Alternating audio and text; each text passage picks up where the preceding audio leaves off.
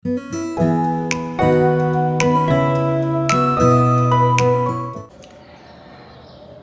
में हमले के बाद मैं ये तीसरा एपिसोड कर रहा हूँ जो लेटेस्ट डेवलपमेंट में उस पे हम थोड़ी बात करेंगे। लेकिन पहले मैं आपसे एक रिक्वेस्ट करूँगा कि प्लीज़ चैनल को सब्सक्राइब करिए, शेयर करिए, लाइक करिए और कमेंट करिए।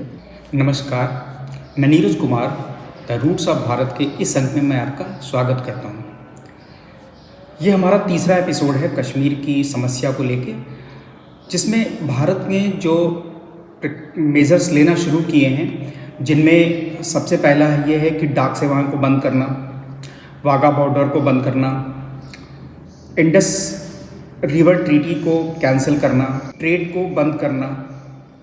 उसके बाद सी रूट को भी ट्रैकिंग पर डाल दिया गया है कि कोई भी जहाज़ कराची पे जाता है तो अरब सागर में भारत उसकी ट्रैकिंग भी करता रहेगा। एयर रूट पाकिस्तान के जहाज़ों के लिए भी बंद कर दिया गया है।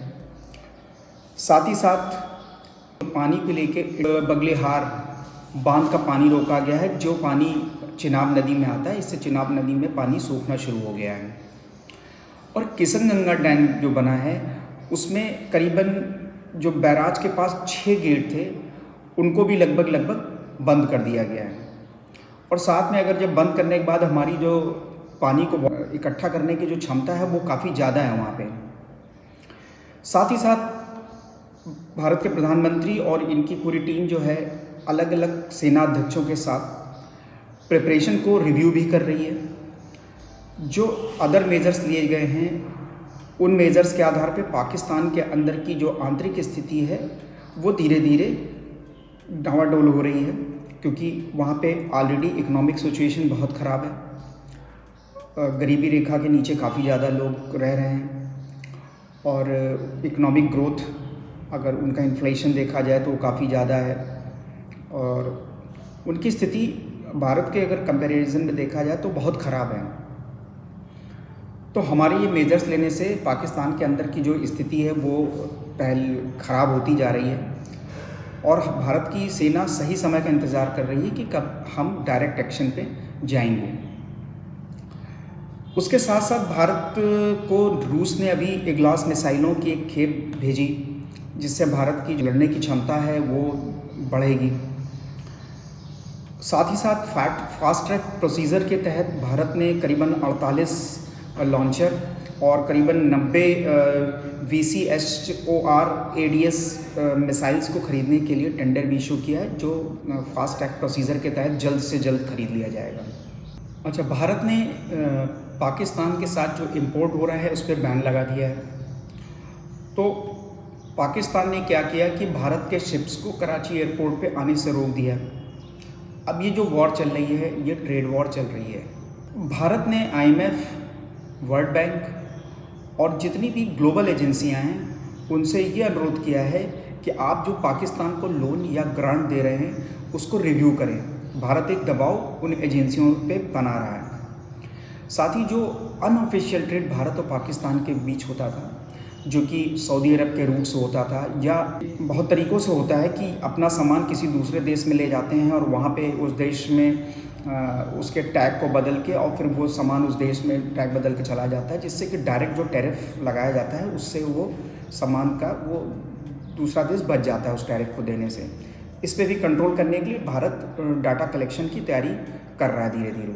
एस जयशंकर ने भी यूरोपियन यूनियन को एक हिदायत दी कि आप लोग जो उपदेश देते हैं इसको बंद करें, क्योंकि जो काम आप करते हैं वो भारत को करने से रोकते हैं और हमारी आंतरिक सुरक्षा के लिए हमें जो भी मेजर्स लेने होंगे वो हम लेंगे। तो इस पे भी रोक लगाने के लिए एस जयशंकर ने प्रयास किया है। इसी समय में देखिए तो कुछ न्यूज़ चैनल, खासकर अल जज़ीरा या जो प्रिंट मीडिया में देखें तो वॉशिंगटन पोस्ट और न्यूयॉर्क टाइम्स जैसी एजेंसियां भारत के ख़िलाफ़ किस तरह से नैरेटिव गढ़ती हैं कि अल जज़ीरा ने अभी जब पाकिस्तान ने जब अपने एयर रूट को क्लोज़ किया और भारत के लिए रूट क्लोज़ हुआ तो अल जज़ीरा ने भारत के होने वाले नुकसान का एक अंदाज़ा लगा लिया। लेकिन अगर पाकिस्तान भारत के एयर रूट के ऊपर से नहीं निकल पाएगा और घूम कर जाएगा तो पाकिस्तान के नुकसान का कोई अंदाज़ा नहीं लगानी कि एक तरफा कहानी बतानी है कि भारत को नुकसान होगा और पाकिस्तान को कोई नुकसान नहीं होगा, ऐसा लग रहा है। तो जो नरेटिव वॉर चल रही है उसमें भारत को भी आगे आना पड़ेगा, क्योंकि अब नरेटिव वॉर नरेटिव तरीके से ही लड़ी जाएगी। जब हम नौसेना की पूरी स्थिति का जायज़ा लेंगे तो हमने ये देखा कि 1971 की लड़ाई में भारत ने पाकिस्तान के 3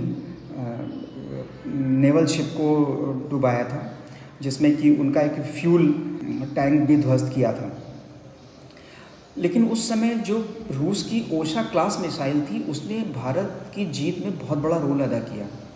तो उस स्थिति को देखते हुए भारत को अपनी नौसेना पे बहुत काम करने की आवश्यकता थी, जिस पर उतना काम हुआ नहीं कि हमारी नौसेना की ताकत और बढ़ जाती।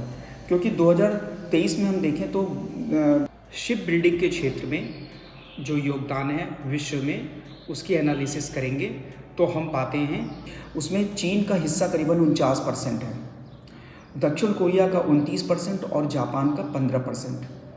भारत का जो हिस्सा पूरे विश्व में इस क्षेत्र में है, नौसेना के क्षेत्र में, वो कुल मिला के 1 से 2% ही है। साल दर साल चीन भारत दुनिया की सबसे बड़ी नौसेना बन चुकी है। 370 से ज़्यादा युद्धपोत हैं चीन के पास। तो और चीन ने इसमें अफ्रीका के जो पोर्ट्स हैं, जिबूती से लेकर एशिया के ग्वादर पोर्ट तक, उसके बाद श्रीलंका, म्यांमार और मालदीव में चीन एक व्यूह रचना करने में लगातार लगा हुआ है। भारत को इस पे अब आगे काम करने की ज़रूरत है, क्योंकि आवश्यकता आविष्कार की जननी और अपॉर्चुनिटी जब मिली है हमें, भले ये गलत समय पे हमें मिल रही है, लेकिन हमको इस पे आगे विशेष रूप से विचार करना चाहिए कि हम इस पे अच्छे से काम कर पाएँ। साथ ही साथ हम ये भी देख रहे हैं कि पाकिस्तान अलग अलग देशों से अब हेल्प मांग रहा है। उसने रशिया से कहा है कि इस टेंशन को डीएस्केलेट करने के लिए वो इंटरवेन करे। अमेरिका से उसने बात की है, चीन से बात की है।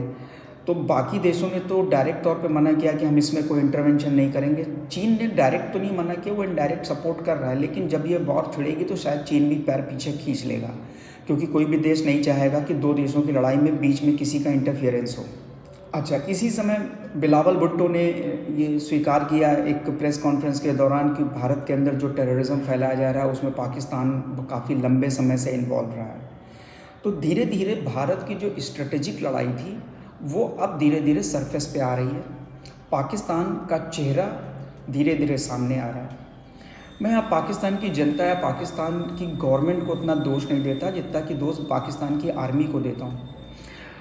पाकिस्तान की आर्मी के हाथ से जिस दिन देश निकल के सिविलियन गवर्नमेंट के पास जाएगा उस दिन पाकिस्तान के हालात अच्छे होंगे, क्योंकि आज हम पाकिस्तान की आर्मी को हो सकता है कि लड़ाई में पीछे ढकेल दें, लेकिन वो फिर से वही हरकत करेंगे, क्योंकि उनको पाकिस्तान की आवाम से बहुत कुछ लेना देना नहीं है, ना ही वो वहाँ के सिटीजन्स का बहुत ध्यान देते हैं।